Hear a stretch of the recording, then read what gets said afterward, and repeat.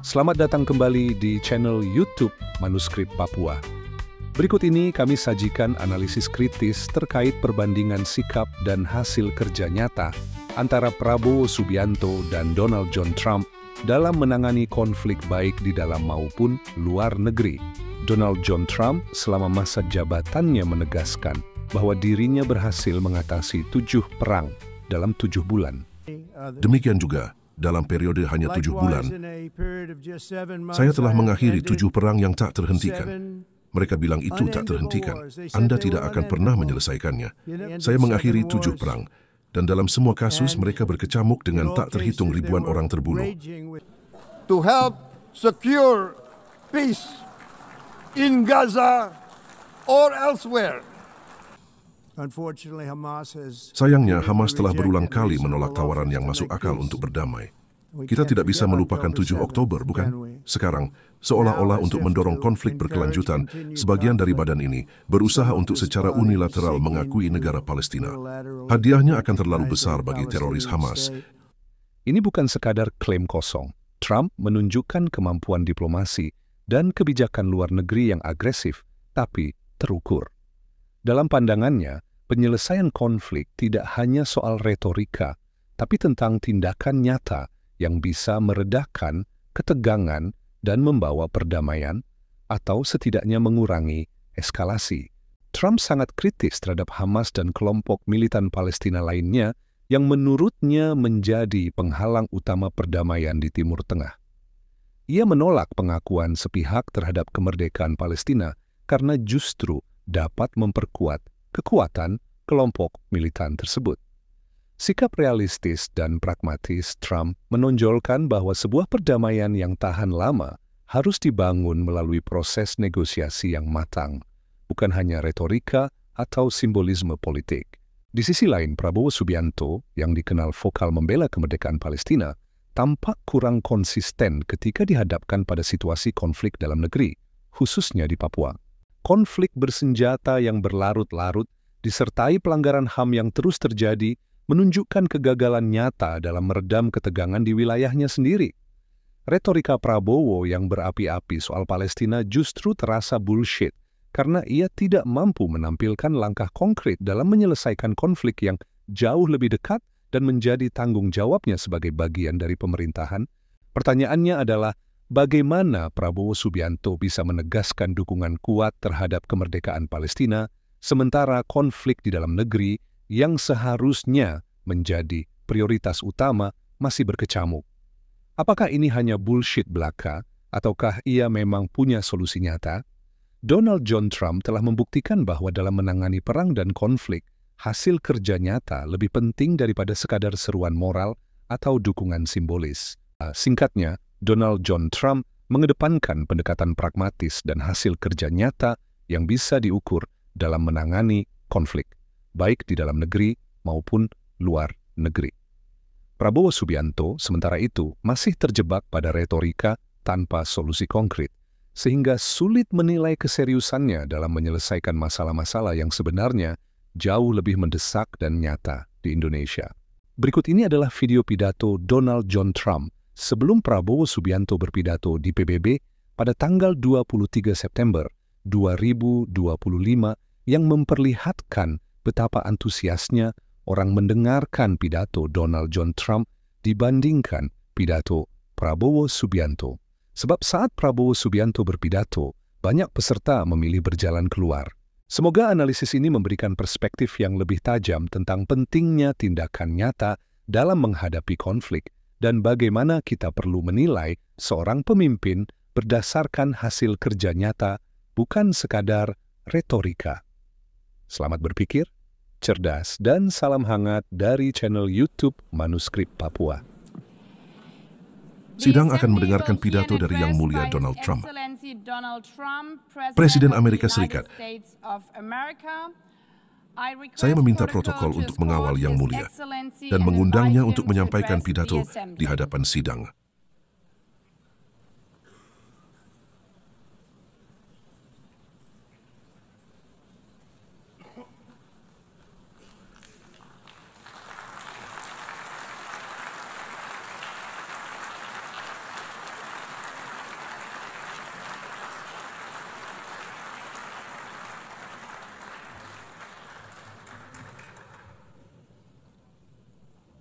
Thank you very much. Terima kasih banyak. Sangat Very much dihargai. appreciated.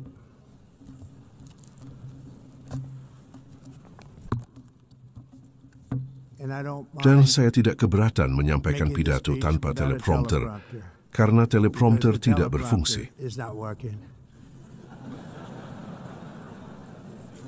I feel very Namun happy to be demikian, up here saya with you merasa sangat nevertheless. senang berada di sini bersama And Anda. that way you speak Dan dengan cara itu, more Anda from the berbicara heart. lebih dari hati. Can only say Saya hanya bisa mengatakan that bahwa whoever's siapapun operating yang this mengoperasikan teleprompter teleprompter is in ini big trouble. berada dalam masalah besar.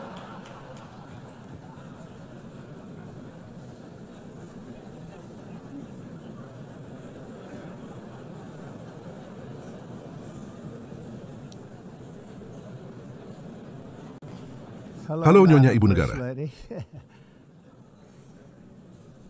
Terima Terima kasih banyak telah hadir. Dan Nyonya Presiden, Bapak Sekretaris Jenderal, Ibu Negara Amerika Serikat, delegasi terhormat, duta besar, dan pemimpin dunia.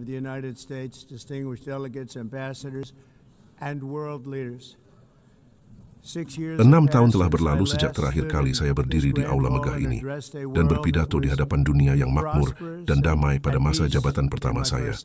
Sejak hari itu, senjata perang telah menghancurkan perdamaian yang saya ciptakan di dua benua. Era ketenangan dan stabilitas memberi jalan kepada salah satu krisis besar di masa kita.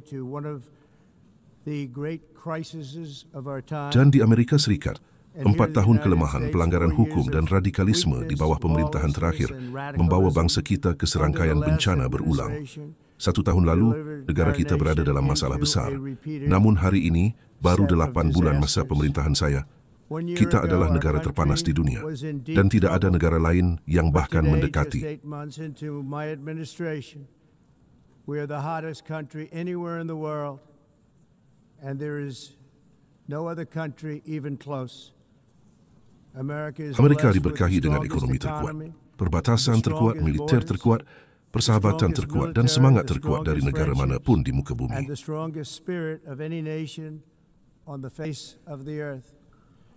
Ini memanglah zaman keemasan Amerika. Kita dengan cepat membalikkan bencana ekonomi yang kita warisi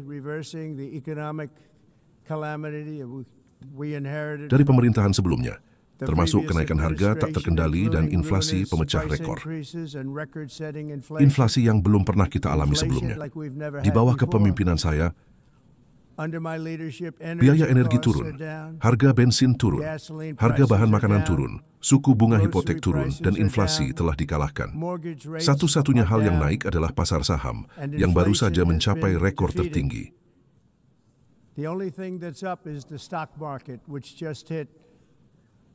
Bahkan mencapai rekor tertinggi 48 kali dalam periode singkat terakhir.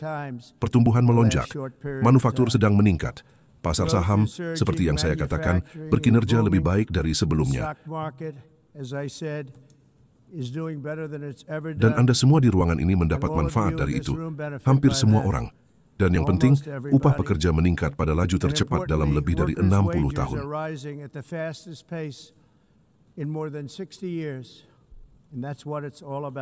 Dan itulah intinya, bukan? Dalam 4 tahun Presiden Biden, kita memiliki investasi baru kurang dari $1 triliun ke Amerika Serikat. Hanya dalam 8 bulan sejak saya menjabat, kita telah mengamankan komitmen dan uang yang sudah dibayarkan untuk $17 triliun. Pikirkan itu. 4 tahun kurang dari 1 triliun, 8 bulan, jauh lebih dari $17 triliun diinvestasikan di Amerika Serikat, dan sekarang mengalir dari seluruh penjuru dunia.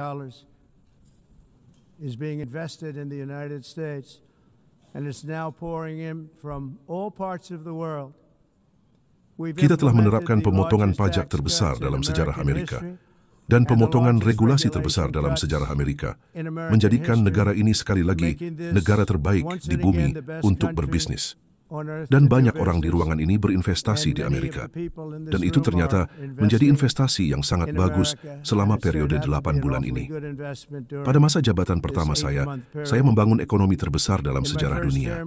Kita memiliki ekonomi terbaik yang pernah ada dalam sejarah dunia. Dan saya melakukan hal yang sama lagi, tetapi kali ini sebenarnya jauh lebih besar. dan bahkan lebih baik. Angka-angka ini jauh melampaui masa jabatan pertama saya yang memecahkan rekor. Di perbatasan selatan kita telah berhasil memukul mundur invasi kolosal. Dan selama 4 bulan terakhir, dan itu 4 bulan berturut-turut, jumlah orang asing ilegal yang diizinkan masuk dan memasuki negara kita adalah 0. Sulit untuk dipercaya karena jika Anda melihat kembali hanya 1 tahun yang lalu, ada jutaan dan jutaan orang yang membanjiri dari seluruh dunia. Dari penjara, dari institusi mental pengedar narkoba dari seluruh dunia.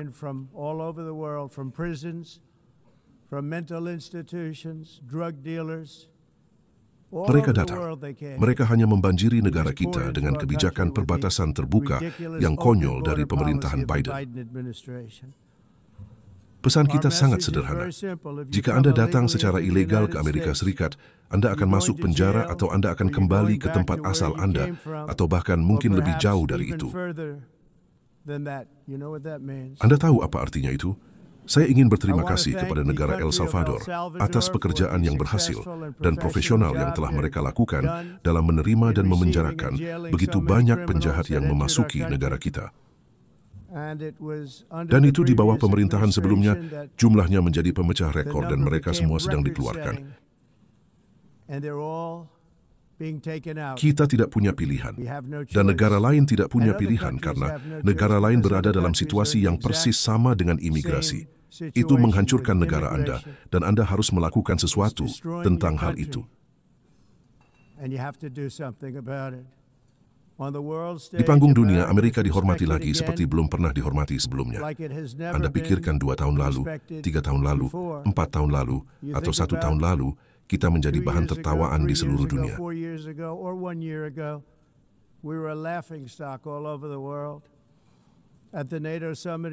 Pada KTT NATO di bulan Juni, hampir semua anggota NATO secara resmi berkomitmen untuk meningkatkan pengeluaran pertahanan atas permintaan saya dari 2% menjadi 5% dari PDB, membuat aliansi kita jauh lebih kuat dan lebih kuat dari sebelumnya. Pada bulan Mei, saya melakukan perjalanan ke Timur Tengah untuk mengunjungi teman-teman saya dan membangun kembali kemitraan kita di Teluk dan hubungan berharga dengan Arab Saudi, Qatar dan UEA dan negara-negara lain sekarang, saya yakin lebih dekat dari sebelumnya. Pemerintahan saya telah menegosiasikan satu kesepakatan perdagangan bersejarah demi satu kesepakatan, termasuk dengan Inggris, Uni Eropa, Jepang, Korea Selatan, Vietnam, Indonesia, Filipina, Malaysia, dan banyak lainnya. Demikian juga, dalam periode hanya 7 bulan, saya telah mengakhiri 7 perang yang tak terhentikan. Mereka bilang itu tak terhentikan. Anda tidak akan pernah menyelesaikannya. Beberapa berlangsung selama 31 tahun. 2 di antaranya 31. Pikirkan itu, 31 tahun. 1 adalah 36 tahun. 1 adalah 28 tahun. Saya mengakhiri 7 perang. Dan dalam semua kasus mereka berkecamuk dengan tak terhitung ribuan orang terbunuh.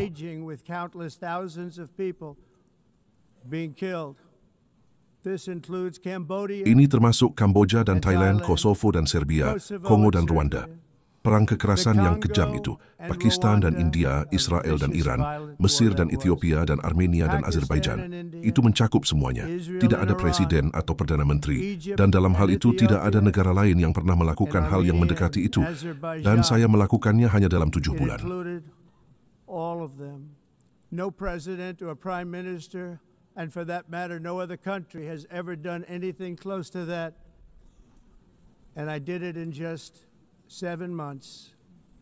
Itu belum pernah terjadi sebelumnya. Belum pernah ada yang seperti itu. Sangat terhormat telah melakukannya. Sangat disayangkan bahwa saya harus melakukan hal-hal ini alih-alih PBB yang melakukannya. Dan sayangnya, dalam semua kasus, Perserikatan Bangsa-Bangsa bahkan tidak mencoba membantu dalam salah satu pun dari mereka.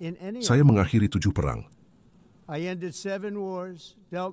Berurusan dengan para pemimpin setiap negara ini, dan bahkan tidak pernah menerima panggilan telepon dari Perserikatan Bangsa-Bangsa yang menawarkan bantuan dalam menyelesaikan kesepakatan. Yang saya dapatkan dari Perserikatan Bangsa-Bangsa hanyalah sebuah eskalator yang dalam perjalanan ke atas berhenti tepat di tengah. Jika ibu negara tidak dalam kondisi bagus, dia akan jatuh. Tapi dia dalam kondisi bagus, kami berdua dalam kondisi baik, kami berdua berdiri. Dan kemudian teleprompter yang tidak berfungsi. Ini adalah dua hal yang saya dapatkan dari Perserikatan Bangsa-Bangsa. Eskalator yang buruk dan teleprompter yang buruk. Terima kasih banyak. Dan omong-omong, sekarang berfungsi. Baru saja menyala. Terima kasih. Saya pikir saya harus melakukannya dengan cara lain. Lebih mudah. Terima kasih banyak. Saya tidak memikirkannya saat itu karena saya terlalu sibuk bekerja untuk menyelamatkan jutaan nyawa, yaitu menyelamatkan dan menghentikan perang-perang ini. Tetapi kemudian saya menyadari bahwa Perserikatan Bangsa-Bangsa tidak ada di sana untuk kita.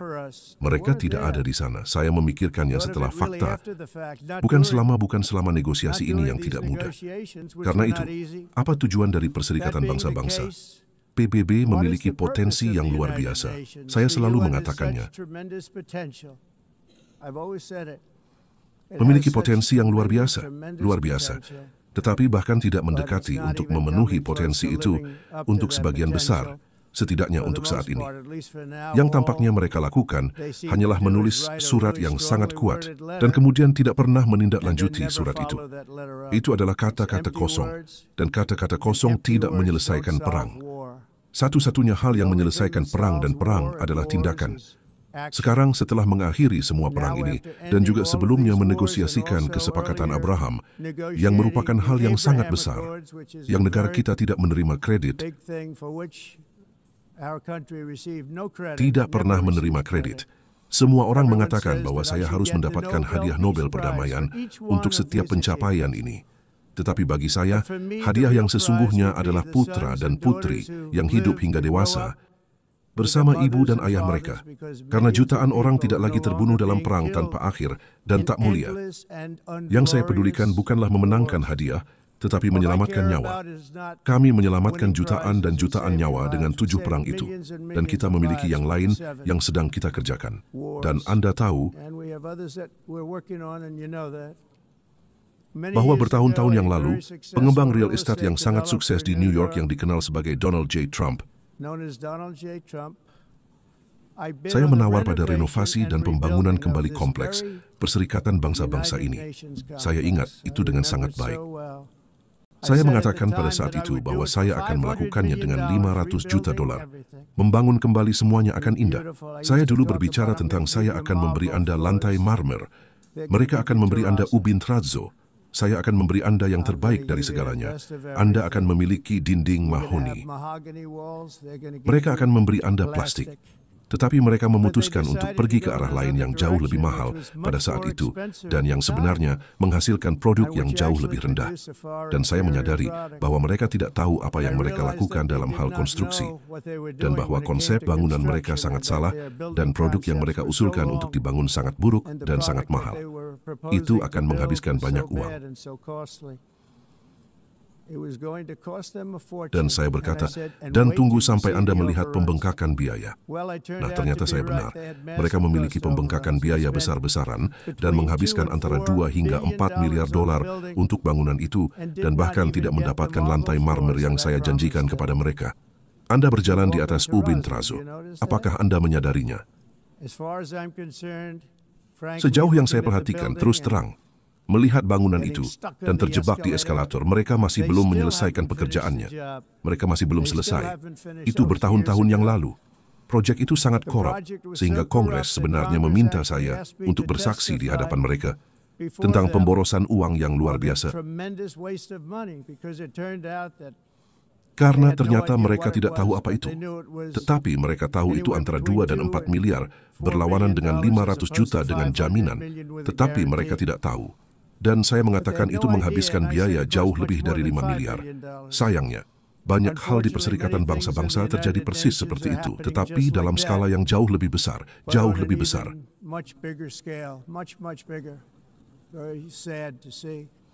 Sangat menyedihkan untuk melihat apakah PBB dapat berhasil memainkan peran produktif. Saya datang ke sini hari ini untuk menawarkan uluran tangan kepemimpinan Amerika dan persahabatan kepada setiap negara di majelis ini yang bersedia bergabung dengan kita dalam menempa dunia yang lebih aman, lebih makmur. Dan ini adalah dunia yang akan jauh lebih bahagia. Masa depan yang secara dramatis lebih baik ada dalam jangkauan kita.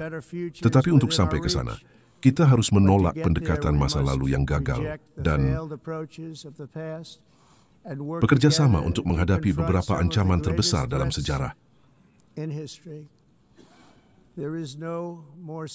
Tidak ada bahaya yang lebih serius bagi planet kita hari ini selain senjata yang paling kuat dan merusak yang pernah diciptakan oleh manusia, yang mana Amerika Serikat, seperti yang Anda tahu, memiliki banyak. Sama seperti yang saya lakukan pada masa jabatan pertama saya. Saya telah menjadikan pembendungan ancaman-ancaman ini sebagai prioritas utama, dimulai dengan negara Iran. Posisi saya sangat sederhana.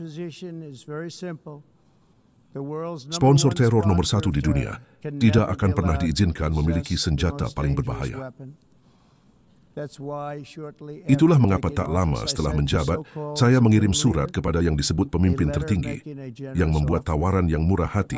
Saya menyampaikan janji kerja sama penuh sebagai ganti penangguhan program nuklir Iran.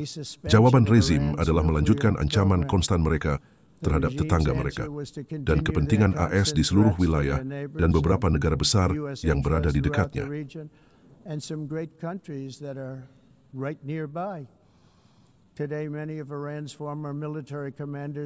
Hari ini, banyak mantan komandan militer Iran, bahkan saya dapat mengatakan hampir semua dari mereka tidak lagi bersama kita.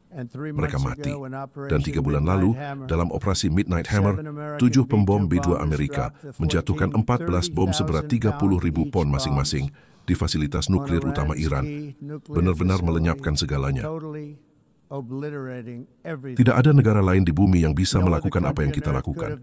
Tidak ada negara lain yang memiliki peralatan untuk melakukan apa yang kita lakukan. Kita memiliki senjata terbesar di bumi. Kita benci menggunakannya, tetapi kita melakukan sesuatu yang selama 22 tahun orang ingin lakukan. Dengan kapasitas pengayaan nuklir Iran yang dihancurkan, saya segera menengahi diakhirinya perang 12 hari, seperti yang disebut, antara Israel dan Iran, dengan kedua belah pihak sepakat untuk tidak lagi berperang. Seperti yang semua orang tahu, saya juga telah terlibat secara mendalam dalam mencari gencatan senjata di Gaza. Harus menyelesaikannya. Harus menyelesaikannya.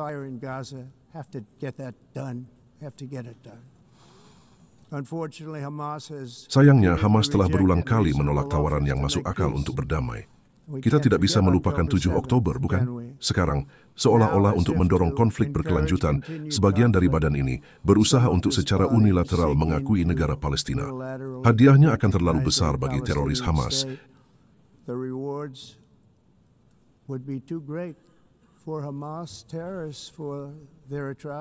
Atas kekejaman mereka. Ini akan menjadi hadiah atas kekejaman mengerikan ini, termasuk 7 Oktober, bahkan ketika mereka menolak untuk melepaskan sandera atau menerima gencatan senjata. Alih-alih menyerah kepada Hamas dan memberikan begitu banyak, karena mereka telah mengambil begitu banyak. Mereka telah mengambil begitu banyak. Ini bisa saja diselesaikan sejak lama, tetapi alih-alih menyerah pada tuntutan tebusan Hamas, mereka yang menginginkan perdamaian harus bersatu dengan satu pesan. Bebaskan sandera sekarang. Bebaskan saja sandera sekarang. Terima kasih.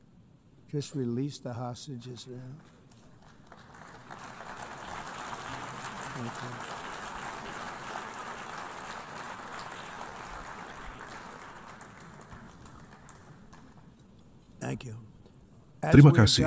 Kita harus bersatu dan kita akan bersatu untuk menyelesaikannya. Kita harus menghentikan perang di Gaza segera. Kita harus menghentikannya. Kita harus menyelesaikannya. Kita harus bernegosiasi segera. Harus menegosiasikan perdamaian. Kita harus mendapatkan kembali semua 20 sandera.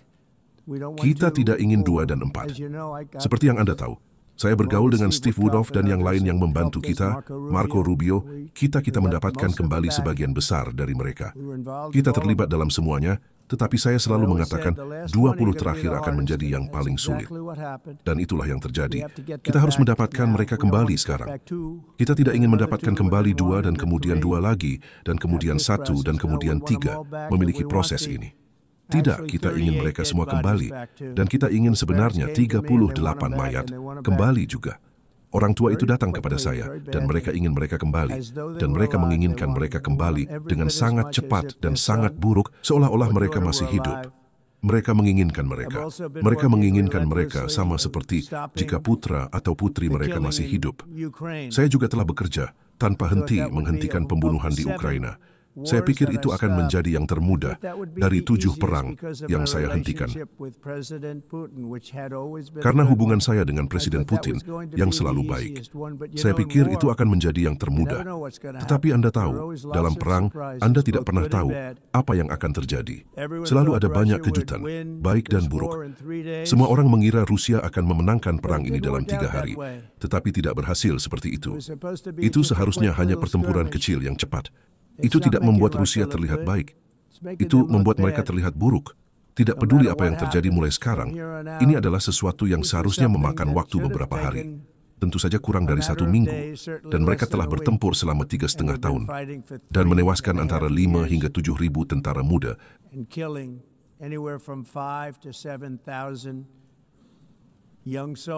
Kebanyakan tentara di kedua sisi setiap minggu. Dari 5 hingga 7.000 orang muda tewas, dan beberapa di kota-kota, jumlah yang jauh lebih kecil, di mana roket ditembakkan, di mana drone dijatuhkan.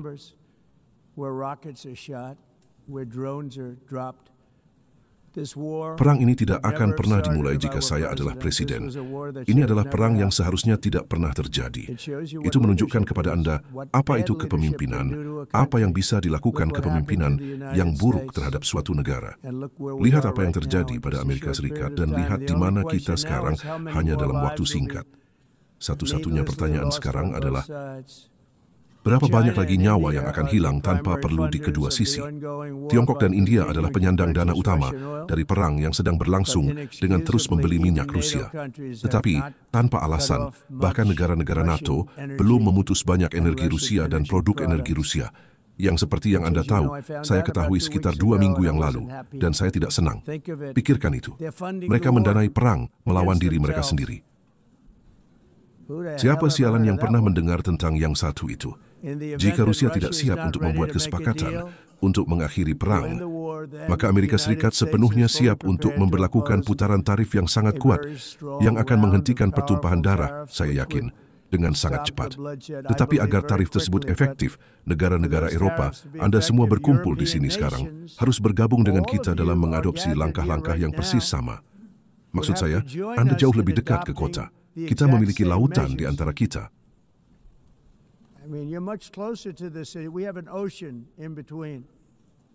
Anda tepat di sana, dan Eropa harus meningkatkannya. Mereka tidak bisa melakukan apa yang mereka lakukan. Mereka membeli minyak dan gas dari Rusia saat mereka melawan Rusia, dan itu memalukan bagi mereka. Dan itu sangat memalukan bagi mereka ketika saya mengetahuinya. Saya dapat memberitahu itu, tetapi mereka harus segera menghentikan semua pembelian energi dari Rusia. Jika tidak, kita semua membuang-buang banyak waktu.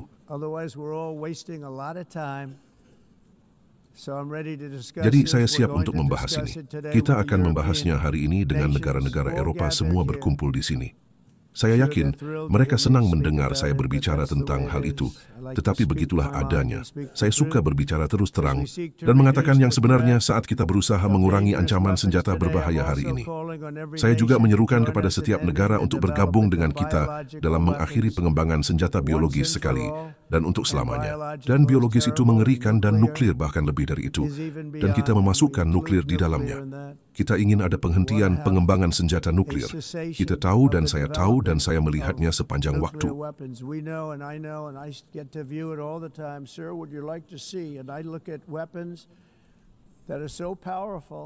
Tuhan, apakah Anda ingin melihat? Dan saya melihat senjata yang begitu kuat sehingga kita hanya tidak akan pernah bisa menggunakannya. Jika kita pernah menggunakannya, dunia benar-benar bisa berakhir. Tidak akan ada perserikatan bangsa-bangsa untuk dibicarakan. Tidak akan ada apa-apa. Hanya beberapa tahun yang lalu, eksperimen ceroboh di luar negeri memberi kita pandemi global yang menghancurkan. Namun, terlepas dari bencana di seluruh dunia itu, banyak negara melanjutkan penelitian yang sangat berisiko ke dalam senjata biologis dan patogen buatan manusia. Ini sangat berbahaya. Untuk mencegah potensi bencana, saya mengumumkan hari ini bahwa pemerintahan saya akan memimpin upaya internasional untuk menegakkan konvensi senjata biologis. yang akan bertemu dengan para pemimpin tertinggi dunia dengan merintis sistem verifikasi AI yang dapat dipercaya semua orang. Semoga PBB dapat memainkan peran konstruktif. Dan itu juga akan menjadi salah satu proyek awal di bawah AI. Mari kita lihat seberapa bagus itu, karena banyak orang mengatakan itu bisa menjadi salah satu hal terbesar yang pernah ada. Tetapi itu juga bisa berbahaya, tetapi dapat digunakan untuk tujuan luar biasa dan kebaikan luar biasa, dan ini akan menjadi contohnya.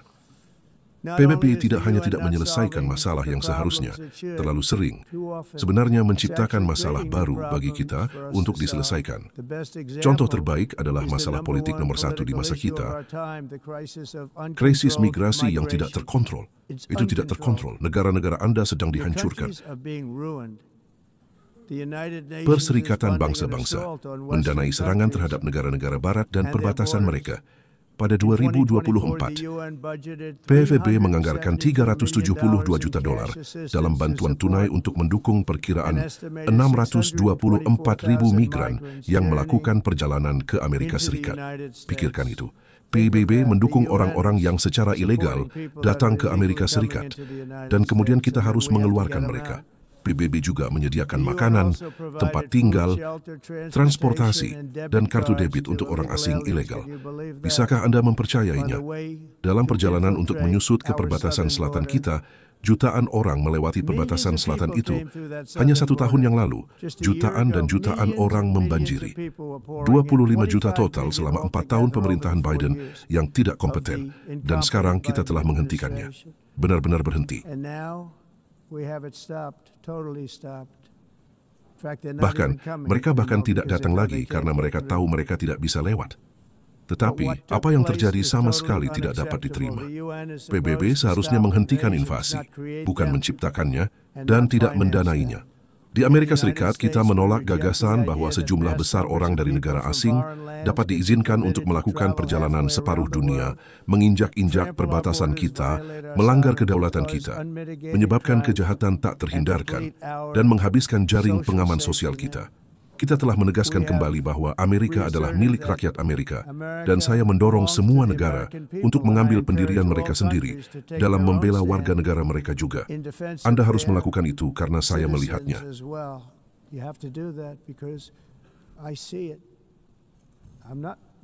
Saya tidak menyebutkan nama. Saya melihatnya dan saya bisa memanggil setiap satu dari mereka. Anda menghancurkan negara Anda. Mereka sedang dihancurkan.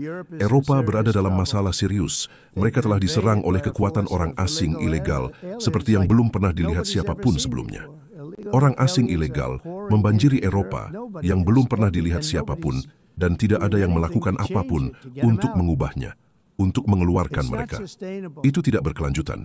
Dan karena mereka memilih untuk bersikap benar secara politis, mereka sama sekali tidak melakukan apapun tentang hal itu.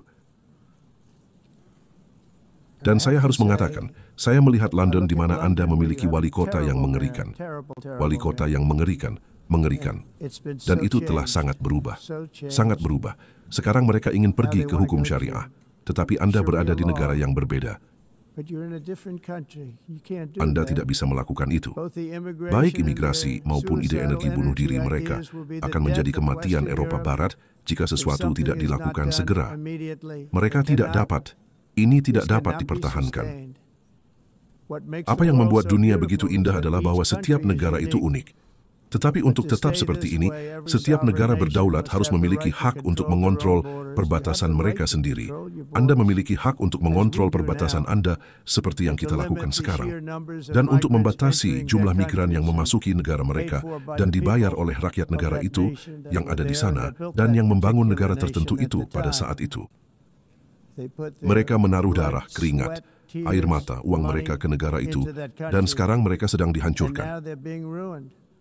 Bangsa-bangsa yang bangga harus diizinkan untuk melindungi komunitas mereka dan mencegah masyarakat mereka dari dibanjiri oleh orang-orang yang belum pernah mereka lihat sebelumnya, dengan adat istiadat, agama, dengan segalanya yang berbeda, di mana migran telah melanggar hukum, membuat klaim suaka palsu besar, atau mengklaim status pengungsi untuk alasan yang tidak sah. Mereka harus dalam banyak kasus segera dikirim pulang. Dan sementara kita akan selalu memiliki hati yang besar untuk tempat-tempat dan orang-orang yang berjuang, dan jawaban yang benar-benar berbelas kasih akan diberikan. Kita harus menyelesaikan masalah, dan kita harus menyelesaikannya di negara mereka, tidak menciptakan masalah baru di negara kita. Dan kita sangat membantu banyak negara yang tidak mampu lagi mengirim orang-orang mereka.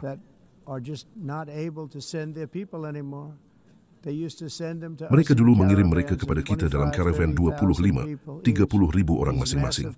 Karavan besar orang-orang ini membanjiri negara kita, benar-benar tidak terkontrol dan tidak diperiksa. Tapi tidak lagi. Menurut Dewan Eropa pada 2024, hampir 50% narapidana di penjara Jerman adalah warga negara asing atau migran.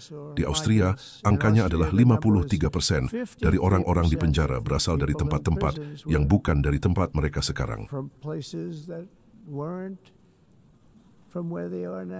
Di Yunani, angkanya adalah 54%. Dan di Swiss yang indah, 72% orang di penjara berasal dari luar Swiss. Ketika penjara Anda dipenuhi dengan yang disebut pencari suaka yang membalas kebaikan, dan itulah yang mereka lakukan. Mereka membalas kebaikan dengan kejahatan. Sudah waktunya untuk mengakhiri eksperimen gagal perbatasan terbuka. Anda harus mengakhirinya sekarang. Lihat, saya bisa memberitahu Anda bahwa saya sangat pandai di hal ini. Negara-negara Anda menuju kehancuran. Di Amerika, kita telah mengambil tindakan berani untuk segera menutup migrasi yang tidak terkontrol. Begitu kita mulai menahan dan mendeportasi setiap orang yang melintasi perbatasan dan mengeluarkan orang asing ilegal dari Amerika Serikat, mereka berhenti datang. Mereka tidak datang lagi. Kita mendapat banyak pujian, tetapi mereka tidak datang lagi. Ini adalah tindakan kemanusiaan bagi semua yang terlibat. Karena dalam perjalanan ke atas, ribuan orang seminggu meninggal. Wanita diperkosa. Tidak ada yang pernah melihat hal seperti itu.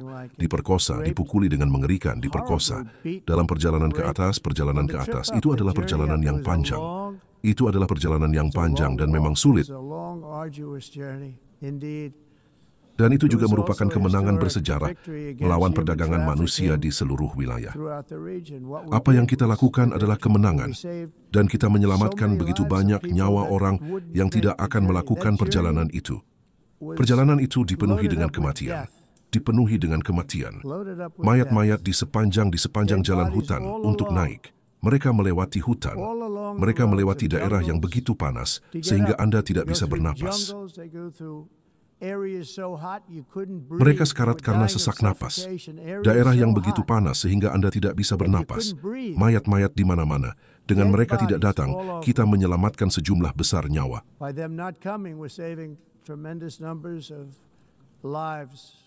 Rakyat saya telah melakukan pekerjaan yang fantastis dalam melakukan apa yang mereka lakukan.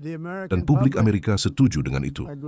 Maksud saya sangat bangga melihat pagi ini memiliki angka jajak pendapat tertinggi yang pernah ada. Sebagian karena apa yang telah kita lakukan di perbatasan. Saya kira bagian lain adalah apa yang telah kita lakukan di ekonomi. Kebijakan Joe Biden memberdayakan geng pembunuh, penyelundup manusia, pedagang anak, kartel narkoba dan narapidana dari seluruh dunia. Pemerintahan sebelumnya juga kehilangan hampir 300.000 anak. Pikirkan itu. Mereka kehilangan lebih dari 300.000 anak. Anak kecil yang diperdagangkan ke Amerika Serikat di bawah pengawasan Biden. Banyak dari mereka telah diperkosa, dieksploitasi dan dilecehkan dan dijual. Tidak ada yang membicarakan itu. Berita palsu tidak menulis tentang hal itu dengan banyak orang lain. Anak-anak kecil yang hilang atau mati. Dan kami menemukan banyak dari anak-anak ini.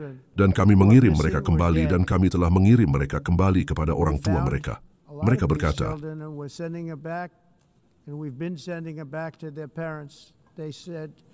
tidak ada yang tahu siapa mereka. Mereka berkata, dari mana Anda berasal? Dan mereka akan memberi kita sebuah negara, dan kita akan mencari tahu, dan kita akan memecahkan misteri itu, dan kita akan membawa mereka kembali ke rumah mereka. Dan ibu dan ayah bergegas ke pintu, dan air mata di mata mereka. Mereka tidak percaya bahwa mereka melihat putra atau putri mereka, putra atau putri kecil mereka lagi. Kita telah melakukan hampir 30.000 dari mereka sejauh ini. Sistem apapun yang menghasilkan perdagangan anak secara massal pada dasarnya jahat. Namun, Itulah yang telah dilakukan oleh agenda migrasi globalis, dan itulah intinya. Di Amerika, hari-hari itu, seperti yang Anda tahu, sudah berakhir. Pemerintahan Trump sedang bekerja, dan kita terus bekerja untuk melacak para penjahat yang menyebabkan masalah ini.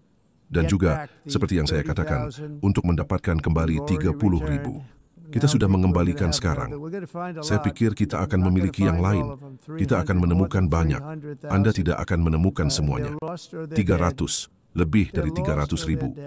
Mereka hilang atau mereka mati. Mereka hilang atau mereka mati karena hewan yang melakukan ini. Untuk melindungi warga negara kita, saya juga telah menetapkan beberapa kartel narkoba buas sebagai teroris. Dan Anda melihat ini, dan Anda melihatnya terjadi tepat di depan mata Anda. Mari kita begini. Orang-orang tidak suka mengambil muatan besar narkoba di kapal lagi. Tidak terlalu banyak kapal yang bepergian di lautan dekat Venezuela. Mereka cenderung tidak ingin bepergian dengan sangat cepat lagi. Dan kita hampir menghentikan narkoba masuk ke negara kita melalui laut.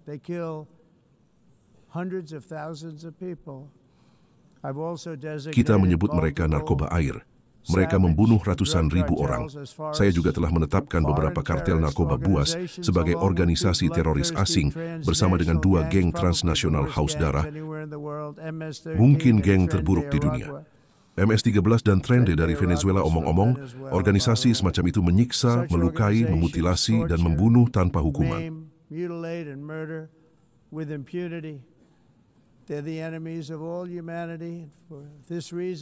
Mereka adalah musuh semua umat manusia. Dan untuk alasan ini, kita baru-baru ini mulai menggunakan kekuatan tertinggi dari militer Amerika Serikat untuk menghancurkan teroris dan jaringan perdagangan Venezuela yang dipimpin oleh Nicolas Maduro. Kepada setiap teroris preman yang menyelundupkan obat-obatan beracun ke Amerika Serikat, harap diperingatkan bahwa kita akan meledakkan Anda hingga musnah. Itulah yang kita lakukan. Kita tidak punya pilihan. Kita tidak bisa membiarkan itu terjadi. Mereka menghancurkan, saya yakin kita kehilangan 300.000 orang tahun lalu karena narkoba. 300.000 fentanyl dan obat-obatan lainnya. Setiap kapal yang kita tenggelamkan membawa narkoba yang akan membunuh lebih dari 25.000 orang Amerika. Kita tidak akan membiarkan itu terjadi. Energi adalah area lain di mana Amerika Serikat sekarang berkembang seperti belum pernah terjadi sebelumnya.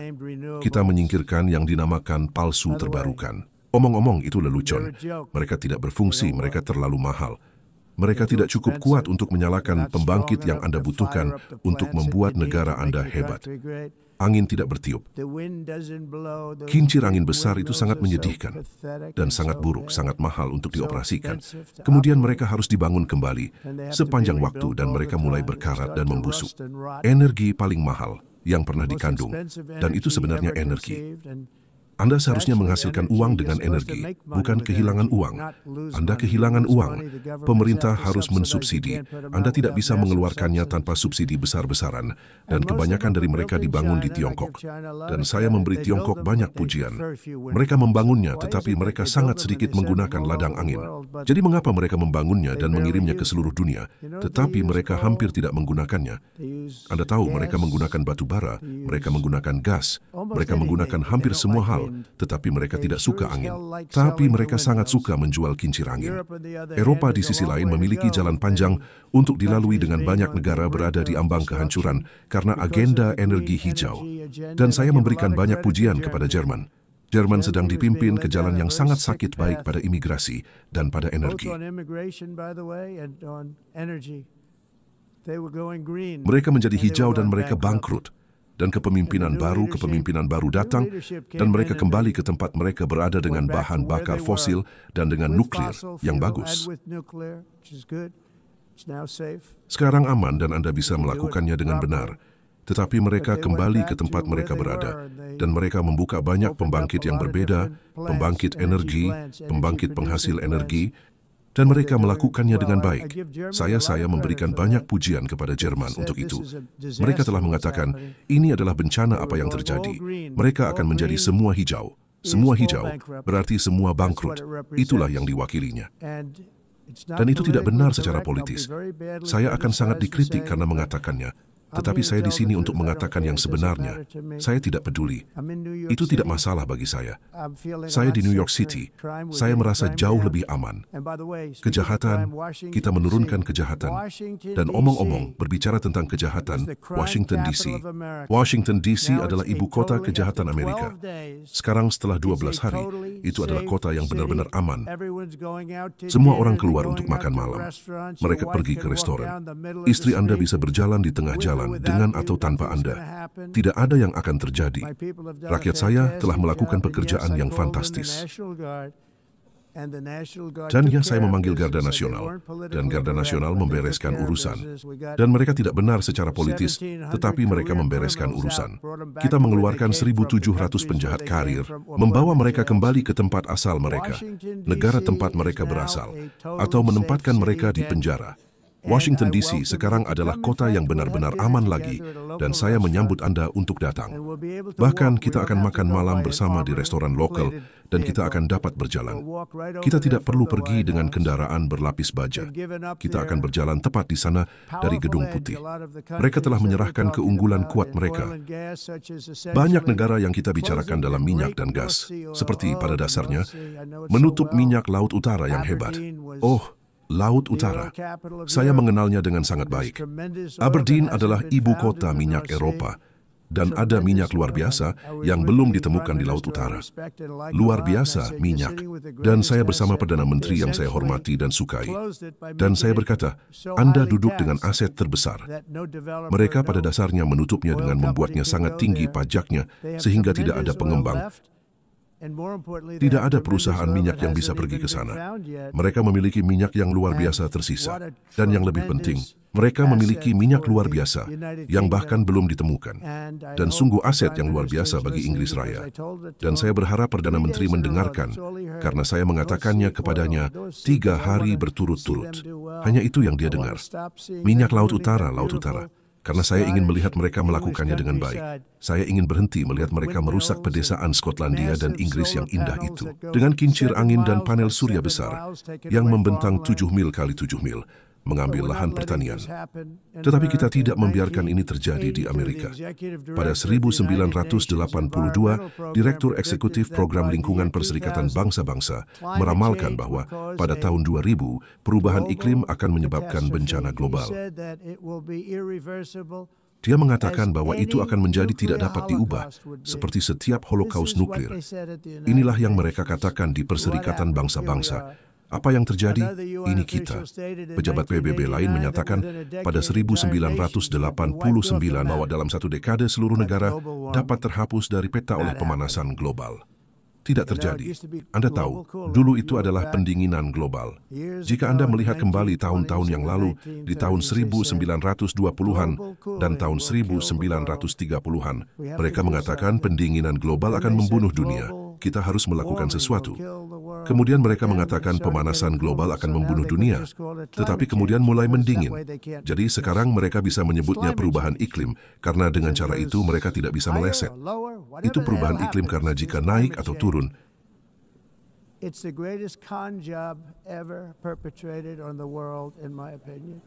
apapun yang terjadi, ada perubahan iklim. Itu adalah penipuan terbesar yang pernah dilakukan pada dunia menurut pendapat saya.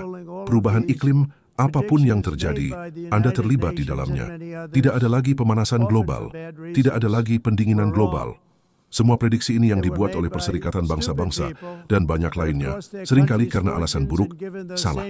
Mereka dibuat oleh orang-orang bodoh yang telah merugikan negara mereka banyak uang dan tidak memberi negara-negara yang sama itu kesempatan untuk sukses. Jika Anda tidak menjauh dari penipuan hijau ini, negara Anda akan gagal. Dan saya sangat pandai memprediksi hal-hal. Anda tahu mereka benar-benar mengatakan selama kampanye mereka memiliki topi terlaris. Trump benar tentang segalanya. Dan saya tidak mengatakan itu dengan cara yang sombong, tetapi itu benar. Saya benar tentang segalanya. Dan saya memberitahu Anda bahwa jika Anda tidak menjauh dari penipuan energi hijau, negara Anda akan gagal. Dan jika Anda tidak menghentikan orang-orang yang belum pernah Anda lihat sebelumnya, yang tidak memiliki kesamaan dengan Anda, negara Anda akan gagal. Saya adalah Presiden Amerika Serikat, tetapi saya khawatir tentang Eropa. Saya mencintai Eropa. Saya mencintai rakyat Eropa. dan saya benci melihatnya dihancurkan oleh energi dan imigrasi. Monster berekor 2 ini menghancurkan segala sesuatu di jalurnya, dan mereka tidak bisa membiarkan itu terjadi lagi. Anda melakukannya karena Anda ingin bersikap baik. Anda ingin benar secara politis, dan Anda menghancurkan warisan Anda. Mereka harus mengambil kendali dengan kuat dan segera atas bencana imigrasi tak terkendali dan bencana energi palsu sebelum terlambat. Jejak karbon adalah tipuan yang dibuat oleh orang-orang dengan niat jahat, dan mereka menuju ke jalan kehancuran total. Anda tahu, jejak karbon adalah hal yang sangat besar beberapa tahun yang lalu. Saya ingat mendengar tentang jejak karbon, dan kemudian Presiden Obama akan naik Air Force One, Boeing 747 besar-besaran, dan bukan yang baru, yang lama dengan mesin lama, dan memuntahkan segalanya ke atmosfer. Dia akan berbicara tentang jejak karbon. Kita harus melakukan sesuatu. Kemudian dia akan naik dan dia akan terbang dari Washington ke Hawaii untuk bermain satu putaran golf. Dan kemudian dia akan kembali ke pesawat besar yang indah itu, dan dia akan terbang kembali dan dia akan berbicara lagi tentang pemanasan global dan jejak karbon. Itu adalah penipuan dengan biaya dan pengeluaran ekstrim. Eropa mengurangi jejak karbonnya sendiri sebesar 37%. Pikirkan itu. Selamat Eropa, kerja bagus. Anda merugikan diri sendiri banyak pekerjaan, banyak pabrik tutup, tetapi Anda mengurangi jejak karbon sebesar 37%. Namun, untuk semua pengorbanan itu dan banyak lagi, itu telah benar-benar terhapus dan bahkan lebih oleh peningkatan global sebesar 54%. Sebagian besar berasal dari Tiongkok dan negara-negara lain yang berkembang pesat di sekitar Tiongkok, yang sekarang menghasilkan lebih banyak CO2 daripada semua negara maju lainnya di dunia.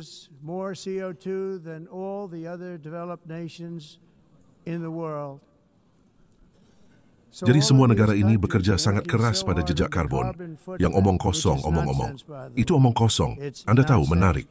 Di Amerika Serikat, kita masih memiliki radikalisasi lingkungan dan mereka ingin pabrik berhenti. Semuanya harus berhenti. Tidak ada lagi sapi. Kita tidak ingin sapi lagi. Saya kira mereka ingin membunuh semua sapi. Mereka ingin melakukan hal-hal yang hanya sulit dipercaya. Dan Anda juga memilikinya. Tetapi Anda tahu, kita memiliki perbatasan yang kuat dan kita memiliki bentuk. Dan bentuk itu tidak hanya lurus ke atas. Bentuk itu amorf ketika sampai pada atmosfer. Dan jika kita memiliki udara paling bersih, dan saya pikir kita memilikinya, kita memiliki udara yang sangat bersih. Kita memiliki udara terbersih yang kita miliki dalam banyak-banyak tahun. Tetapi masalahnya adalah bahwa negara-negara lain seperti Tiongkok yang memiliki udara yang sedikit kasar, itu bertiup. Dan tidak peduli apa yang Anda lakukan di bawah sini, udara di atas sini cenderung menjadi sangat kotor karena berasal dari negara lain, di mana udara mereka tidak begitu bersih. Dan para pencinta lingkungan menolak untuk mengakui itu. Hal yang sama dengan sampah. Di Asia mereka membuang sebagian besar sampah mereka langsung ke laut. Dan selama sekitar 1 minggu dan 2 minggu perjalanan, itu mengalir tepat melewati Los Angeles. Anda telah melihatnya. Sejumlah besar sampah hampir terlalu banyak untuk dilakukan apapun mengalir melewati Los Angeles, melewati San Francisco, dan kemudian seseorang akan mendapat masalah karena dia menjatuhkan sebatang rokok di pantai. Semuanya gila.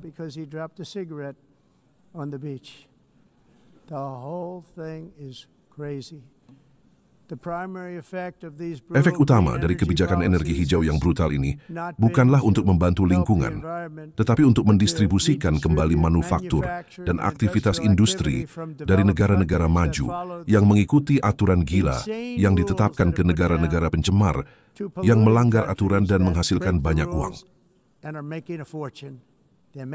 Mereka menghasilkan banyak uang. Tagihan listrik Eropa sekarang 4 hingga 5 kali lebih mahal daripada di Tiongkok. Dan 2 hingga 3 kali lebih tinggi daripada Amerika Serikat. Dan tagihan kita turun drastis. Anda mungkin melihat bahwa harga bensin kita turun drastis. Anda tahu, kita memiliki ungkapan BOR.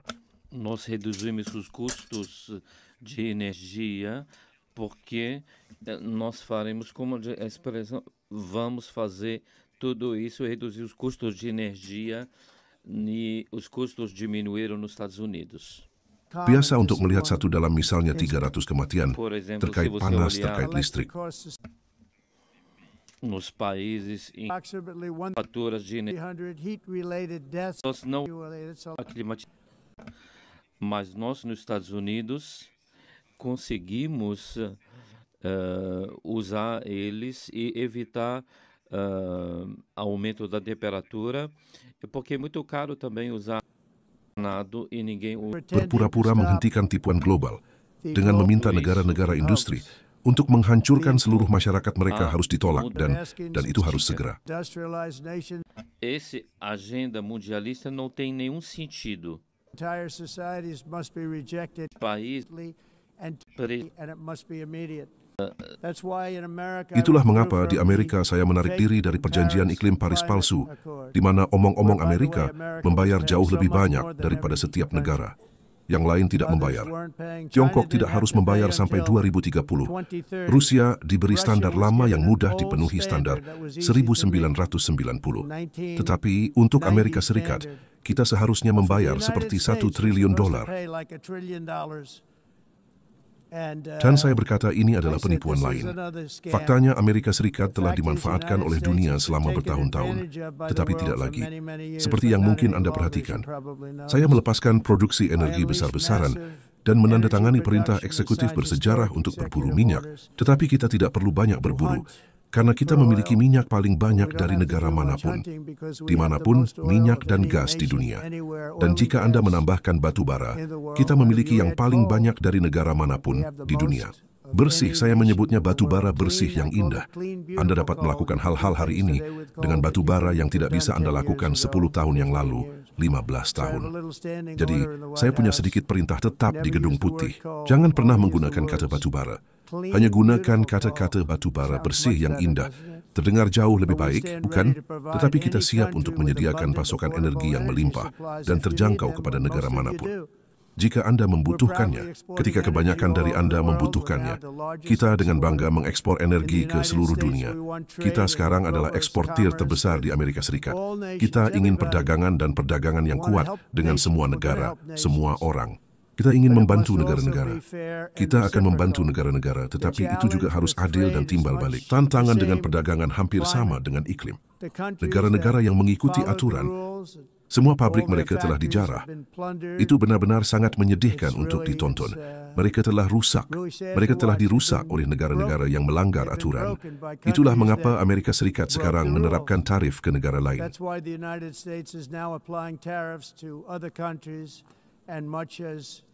Dan sebanyak tarif ini selama bertahun-tahun diterapkan kepada kita, diterapkan tanpa terkendali kepada kita. Kita telah menggunakan tarif sebagai mekanisme pertahanan di bawah pemerintahan Trump, termasuk masa jabatan pertama saya, di mana ratusan miliar dolar dalam tarif diambil. Dan omong-omong, kita memiliki inflasi terendah dan sekarang kita memiliki inflasi yang sangat rendah. Satu-satunya hal yang berbeda adalah bahwa kita memiliki ratusan miliar dolar mengalir ke negara kita. Tetapi beginilah cara kita akan memastikan bahwa sistem berfungsi untuk semua orang dan berkelanjutan di masa depan.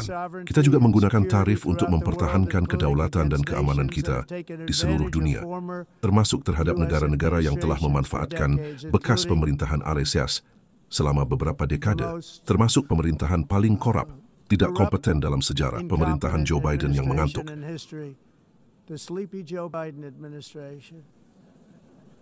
Brasil sekarang menghadapi tarif besar sebagai respons terhadap upaya mereka yang belum pernah terjadi sebelumnya untuk mengganggu hak dan kebebasan warga negara Amerika kita dan orang lain dengan penyensoran, penindasan, persenjataan, korupsi yudisial, dan penargetan kritikus politik di Amerika Serikat. Saya punya sedikit masalah mengatakan ini karena saya harus memberitahu Anda. Saya sedang berjalan masuk dan pemimpin Brasil sedang berjalan keluar. Kami melihatnya dan saya melihatnya. Dia melihat saya dan kami berpelukan. Dan kemudian saya berkata, bisakah Anda percaya saya akan mengatakan ini hanya dalam 2 menit? Tetapi kami sebenarnya setuju bahwa kami akan bertemu minggu depan. Kami tidak punya banyak waktu untuk berbicara, seperti sekitar 20 detik. Mereka dalam retrospeksi. Saya senang saya menunggu karena hal ini tidak berhasil terlalu baik. Tapi kami memang berbicara. Kami berbicara dengan baik dan kami setuju untuk bertemu minggu depan jika itu menarik. Tapi dia tampak seperti pria yang sangat baik sebenarnya. Dia menyukai saya. Saya menyukainya. Tetapi jika Anda dan saya hanya berbisnis dengan orang yang saya suka, saya tidak ketika saya tidak menyukai mereka. Ketika saya tidak menyukai mereka, saya tidak menyukai mereka. Tetapi kita memiliki setidaknya selama sekitar 39 detik, kita memiliki kimia yang luar biasa. Itu pertanda baik. Tetapi juga di masa lalu Brasil, bisakah Anda mempercayai ini? Secara tidak adil mengenakan tarif pada negara kita. Tetapi sekarang karena tarif kita membalas mereka. Dan kita membalas mereka dengan sangat keras. Sebagai presiden, saya akan selalu membela kedaulatan nasional kita dan hak-hak warga negara Amerika. Jadi saya sangat menyesal mengatakan ini bahwa Brasil berkinerja buruk dan akan terus berkinerja buruk. Mereka hanya bisa melakukannya dengan baik ketika mereka bekerja dengan kita. Tanpa kita, mereka akan gagal, sama seperti yang lain telah gagal. Itu benar. Tahun depan, Amerika Serikat akan merayakan ulang tahun ke-250 kemerdekaan kita, yang mulia. Sebuah bukti kekuatan yang abadi dan kebebasan dan semangat Amerika. Kita juga akan dengan bangga menjadi tuan rumah Piala Dunia FIFA 2026 dan tak lama. Setelah itu, Olimpiade 2028 yang akan sangat menarik. Saya harap Anda semua datang. Saya berharap bahwa tak terhitung banyaknya orang dari seluruh dunia akan mengambil bagian dari perayaan besar kebebasan ini dan pencapaian manusia, dan bahwa bersama-sama kita semua dapat bersukacita dalam keajaiban sejarah yang dimulai pada 4 Juli 1776 ketika kita mendirikan cahaya bagi semua bangsa. Dan itu adalah sesuatu yang benar-benar merupakan hal yang menakjubkan yang keluar dari tanggal itu. Itu disebut Amerika Serikat.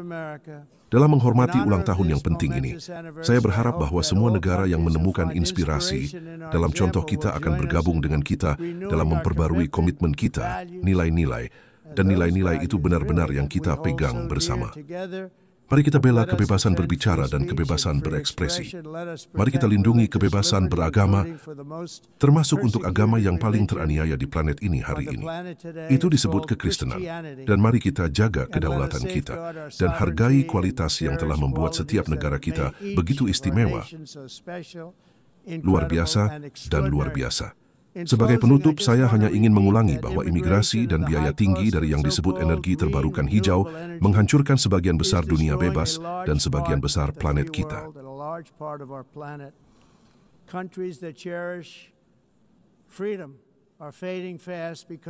Negara-negara yang menghargai kebebasan memudar dengan cepat karena kebijakan mereka pada dua subjek ini. Anda membutuhkan perbatasan yang kuat dan sumber energi tradisional jika Anda ingin menjadi hebat lagi. Apakah Anda datang dari utara atau selatan, timur atau barat, dekat atau jauh, setiap pemimpin di aula yang indah ini hari ini mewakili budaya yang kaya, sejarah yang mulia, dan warisan yang bangga yang membuat setiap negara megah dan unik, tidak seperti apapun dalam sejarah manusia atau tempat lain di muka bumi. Dari London ke Lima, dari Roma ke Athena, dari Paris ke Seoul, dari Kairo ke Tokyo dan Amsterdam, hingga tepat di sini di New York City, kita berdiri di atas bahu para pemimpin dan legenda, jenderal dan raksasa, pahlawan dan titan yang memenangkan dan membangun negara-negara tercinta kita.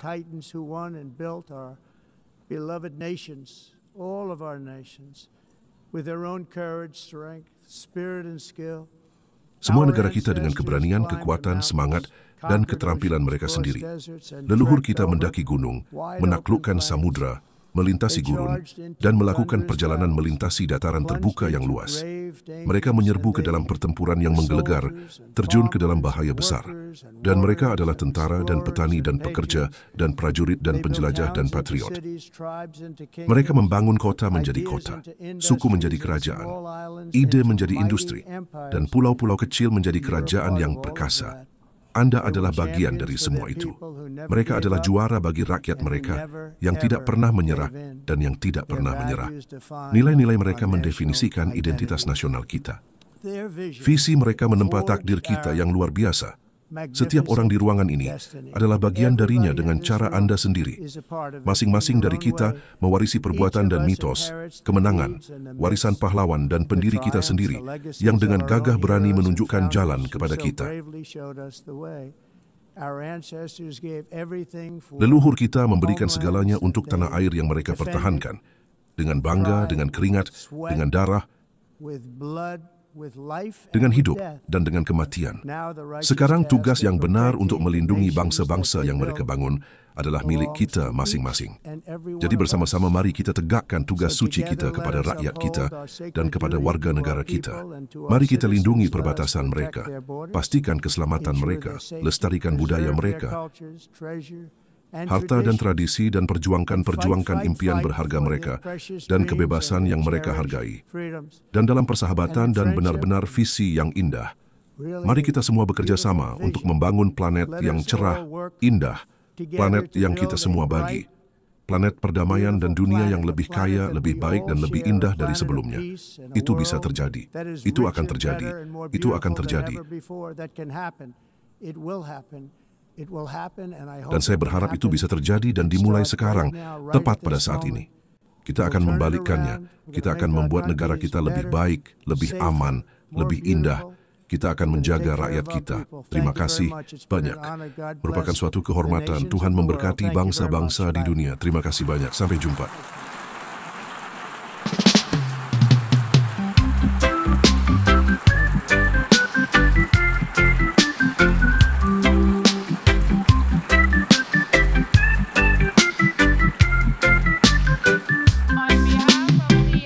Atas nama majelis, saya ingin mengucapkan terima kasih kepada Presiden Amerika Serikat.